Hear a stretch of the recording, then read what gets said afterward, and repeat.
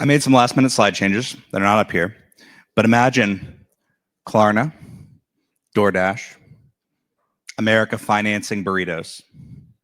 Lots of memes. And then after that, Bitcoin-backed burritos. So a little bit about me, and I'll give you some context, and we'll actually get into the talk. So I'm Matt Luongo. I'm the CEO of Thesis. Back in 2014, I founded a company called Fold. This was a Bitcoin spending and payments app. So the idea is pretty simple. You could go to Starbucks, Target, a number of other places you could spend your Bitcoin. We would give you a discount because, hey, we didn't pay a credit card, but also because we used the secondary gift card market to make it cheaper. Anyway, it was fun. It was a very early Bitcoin use case kind of company. And it was typical of this period that I like to call the medium of exchange period for Bitcoin, which was from around 2009 to 2017. So this was Silk Road. This was Change Tip. I don't know if anyone remembers that one. It's a deep cut. And I mean, honestly, it was a great period. Anyone who was building on Bitcoin could accept people's money, could honestly feel like we were doing something kind of magical and global and different that wasn't possible before. So this is what led to me starting Fold. But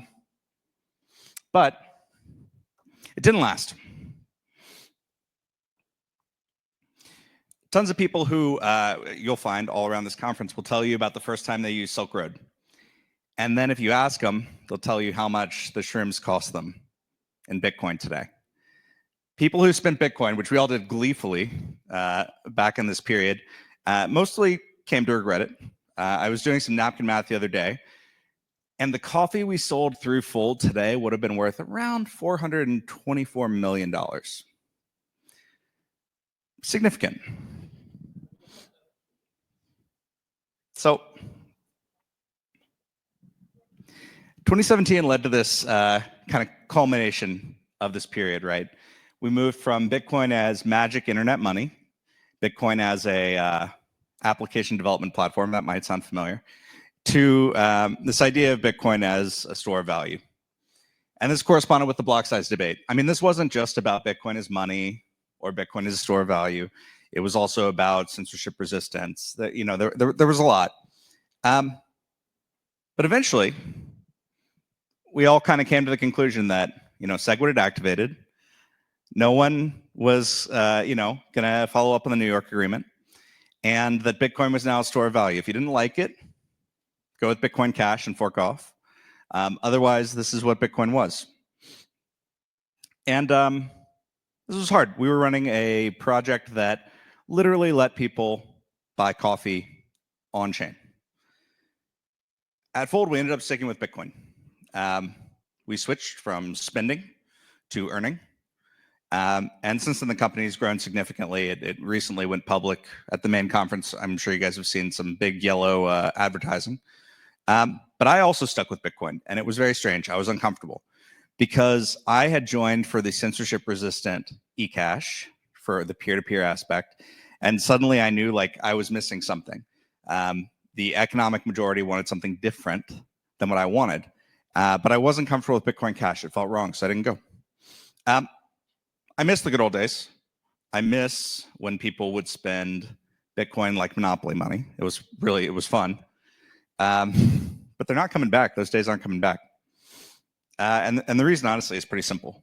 I wish I'd known more about this back in 2014. The reason is something called Gresham's Law.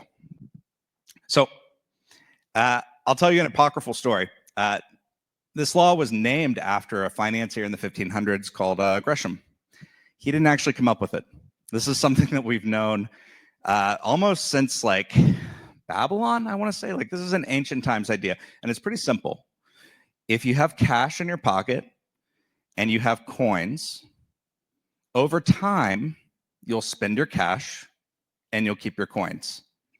So this happens independent of the denomination, and it's a simple idea. It's happened in many cultures, happens across age groups. It's an economic truth that we love to ignore. The other day, I got a reminder of this. So I have two children. This is not my child. That's not my house. So just to be clear. But my kids, I thought that we do allowance every week, and they have chores and chore charts and all the things you expect. They're 8 and 6. And I said, hey, okay, I owe you $8 for your allowance because you did your chores this week, and I owe you 6. But I wanted them to do some math. So I put a 20 on the table, and I said, look, make change. Just figure it out. And then I walked away to see. This is a normal parenting trick them into doing math. But I was kind of listening, and they got it pretty quickly. The 8-year-old's a whiz at math. The 6-year-old's, pretty close behind him. But they wouldn't make the change. And this killed me because I finally asked, I heard that they did the math right. Guys, why don't you just owe me $6, give me $6. And they couldn't make the change because my daughter's a saver. She had big bills. And my son had dollar coins.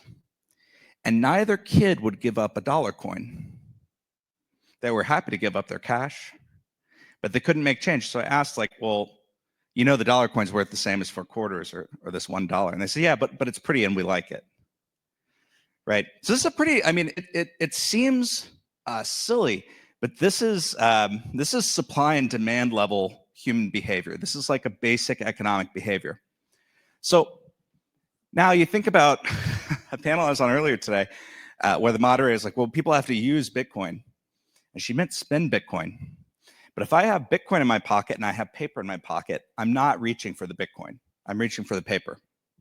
So the question becomes, how do we build a circular economy on top of Bitcoin without spending our Bitcoin?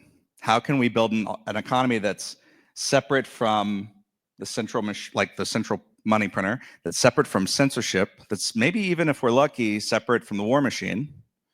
And how can we do that without spending Bitcoin? So this seems easy. Just borrow against it. Earlier in this conference, I think Cantor Fitzgerald said something like, Bitcoin is pristine collateral. Yeah, it's the best collateral in the world. I do think for pristine collateral, they should probably give you a better deal than 12% a year. But if we can find a way to, en masse, borrow against our Bitcoin, save in our Bitcoin, never spend it, but borrow against it, we can create an economy like we wanted, back in the early 2010s. And I'm not just making this up from scratch. It turns out that Hal Finney, in one of his many futurist posts on Bitcoin Talk, nailed this. So this is a famous post, but I feel like people love to forget it every cycle. Hal kind of, guessed that there would be this idea of Bitcoin-backed banks. And please, read it for yourself. Go on Bitcoin Talk to see that I didn't mess with the text or anything. But what he was basically saying is, look, when Bitcoin is in its final form, we don't need to nationalize currencies anymore. We don't need the state to back currencies. We'll go back to what we used to do, which was each bank would have its own script. Every bank would have Bitcoin. It could be partial reserve. It could be full reserve. And they'll all have their own version of a dollar or peso or yen or whatever they decide. And then the market does what it does. The best banking model wins, but it's all powered by Bitcoin. Now, this does imply that for the most part, people aren't sending Bitcoin back and forth to one another. They're using it to settle. And if you guys see what's happening on the network today, well, yeah, that's mostly what people use Bitcoin for. So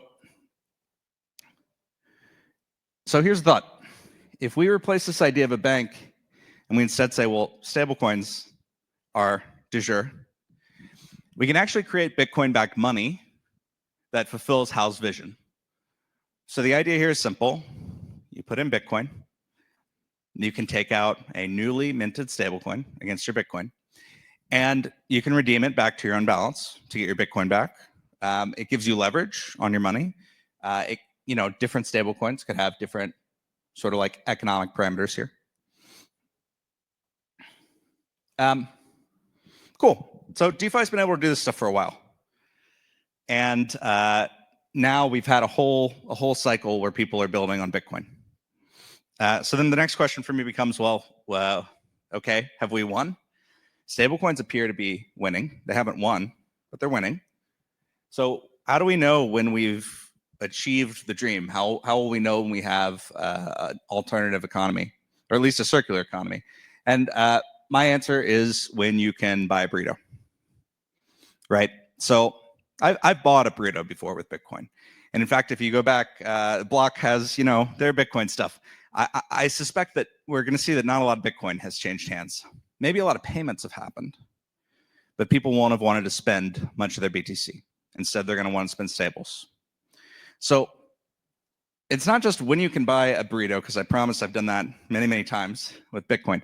It's when can you buy a burrito when you don't worry about capital gains tax? And when can you buy a burrito when you're not afraid they'll name a day after you and you won't be the next Bitcoin pizza guy, right? So how can we do that on Bitcoin? So 7 hours earlier, I went on a small journey, and on Mezo.org, which is launched today. This is our latest project at Thesis. And thank you. I'm just going to give you a quick run through. It's still a dApp, y'all. This is not a mobile experience. I'm not going to blow your minds, but it's pretty simple. You start using it. You put in your Bitcoin. You take out a credit line. Cool. This all just looks like DeFi. We'll make it better. We're working on it. But then where it gets a little bit different is you can spend. So today, you can open a credit line against your Bitcoin in MUSD. You can get a gift card. You can buy a burrito. I bought one earlier today on my last panel. I pulled it out, but I did eat it. I was going to bring it to you guys, but it was kind of gross. So we're getting there. We're getting closer. What I'm hoping, and because this is a small room, I'm going to be more confident saying this, is that what we're building here right now, it looks like, kind of a mishmash of DeFi and e-commerce. But eventually what it's going to look like is buy now, pay never. If you buy a burrito and Bitcoin 10x's, you don't need to pay off the burrito. You've got the collateral, right? And in fact, I bought a house last summer, and I did this partially with my Bitcoin. And the house has almost paid for itself. I timed it just right. So, oh, no, not what I want. There we go. So we can take this idea a lot further. You can imagine getting your salary in Bitcoin. When you spend, you're spending against a credit line. You can imagine every large purchase. Already we're thinking, should I buy a car or should I buy Bitcoin? The answer is Bitcoin. You should buy Bitcoin. The car, you should get a loan, right? That's what we do. Especially if an asset's depreciating, please don't sell your Bitcoin for it. Get a loan. So I'd love to invite you guys to try this. Unlike Cantor Fitzgerald, we are not charging 12%. For you guys, we are charging 1% fixed on these loans. The idea is these are loans for people who want to make purchases for 30 years. This isn't your leverage box. This isn't the place to go 100x long.